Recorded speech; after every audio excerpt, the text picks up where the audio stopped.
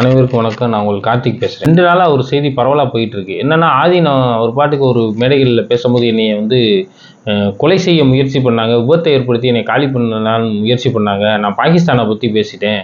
என்னை விபத்தை ஏற்படுத்தினவங்க வந்து காரில் இருந்தவங்க தாடி பெரிய தாடி வச்சுருந்தாங்க, குல்லா வச்சுருந்தாங்கன்னு மாற்று சமூகத்தை பற்றி அவர் பாட்டுக்கு அடுக்கடுக்காக குற்றச்சாட்டு வைக்கிறாரு. இன்னைக்கு நம்ம தமிழக காவல்துறை ஒரு விளக்கத்தை கொடுத்துருக்காங்க. இந்த விபத்துக்கு வந்து காரணம் ஆதீனம் வந்த காரோட ஓட்டுநரோட கவனக்குறைவு மற்றும் அதிவேகத்தன்மை தான் இந்த விபத்துக்கு காரணன்றத நம்ம தமிழக காவல்துறை எக்ஸ்பிளைன் பண்ணியிருக்காங்க. என்னென்னா, இந்த வீடியோ பாருங்கள். இந்த வீடியோவில் தெளிவாக புரியும். ஆதீனம் வர காரு ஃபார்ச்சுனர் காரு, அது ஒரு திசையில் வருது, இந்த பக்கம் ஒரு திசையில் ஸ்விஃப்ட் கார் வருது. ஆதீனம் வந்த கார் மிக விரைவாக அதிவேகமாக வந்து இந்த ஸ்விஃப்ட் கார் மெதுவாக பேரிகார்டை தாண்டி இப்படி வர்றாங்க. ஃபார்ச்சுனர் வந்து ஸ்விஃப்ட் காரை மோதிடுது. இது முழுக்க இந்த வீடியோலேயே தெரியும். முழுக்க இது வந்து ஆதீனம் வந்த காரோட ஓட்டுநர்னால ஏற்பட்ட விபத்து தான். அதுக்குள்ளே அவங்க வந்து இந்த காரில் வந்தவங்க வந்து இறங்கி என்னாச்சுன்னு பார்க்குறாங்க, அவ்வளோதான். அந்த இறங்கின நபருக்குள்ளே வச்சுருக்காரு, அவ்வளோதான்.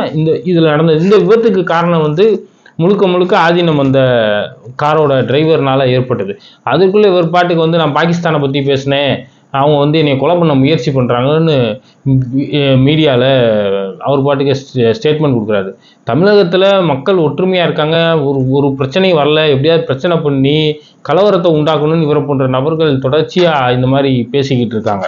என்னன்னா, நேற்றைய தினம் கூட மீனாட்சி அம்மன் கோயில் திருவிழாவில், சித்திரை திருவிழாவில் மீனாட்சி அம்மன் ஊர்வலம் வரும்போது முஸ்லீம் மக்கள் வந்து நீர்மோர் ரோஸ் மில்க் கொடுக்குறாங்க. ஐயர் போய் மாலையை போட்டுக்கிட்டு அவங்களுக்கு போய் வாழ்த்து சொல்கிறாரு. அப்படிப்பட்ட தமிழகத்தில் வேறு மாதிரி ஆட்கள் வந்து கலவரத்தை உருவாக்குறதுக்கான வேலையை செஞ்சுக்கிட்டே இருக்காங்க, ஏதாவது நடத்திக்கிட்டே இருக்காங்க. ஆதீனம் எதுக்காக உருவாக்கப்பட்டுச்சுன்னா, சைவ சித்தாந்தங்களை வளர்க்குறதுக்காண்டி இந்தியாவில் உருவாக்கப்பட்டது தான் இந்த ஆதீனம். அது என்ன பண்ணணும்னா, அந்த ஆதீனத்தோட மடத்தில் இருக்க சொத்துக்களை பயன்படுத்தி அதை வருமானத்தை வச்சு ஏழைகளுக்கு உதவி செய்யணும், சிலர் கல்விகளுக்கு உதவி செய்யணும், ஏழை மக்களுக்கு ஏதாவது ஆதீனத்தினால முடிஞ்ச சில உதவிகளை செய்யணும். அது உதவிகளை செஞ்சது மட்டும் இல்லாமல் சைவ மதத்தை வளர்க்கணும், சைவத்தை வளர்க்கணும், சைவ கொள்கைகளை பெரிய லெவலில் கொண்டு போகணுன்னு தான் இந்த ஆதீனமே உருவாக்கப்படுது.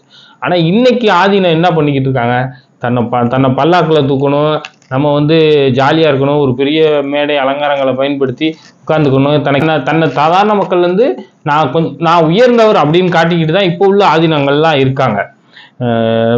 என்ன சொல்லணும்னா, இப்படி தான் வாழணும் அப்படின்றது தான், இப்படி தான் வாழணும், இப்படி தான் நம்மளோட அறநெறி இருக்கணும்னு வாழ்ந்துக்கிட்டு இருக்கவங்க தான் ஆதீனம்.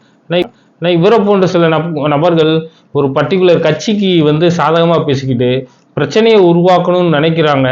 அதை முற்றிலும் தவிர்க்கணும்னு கேட்டுக்கிறேன். நன்றி, வணக்கம்.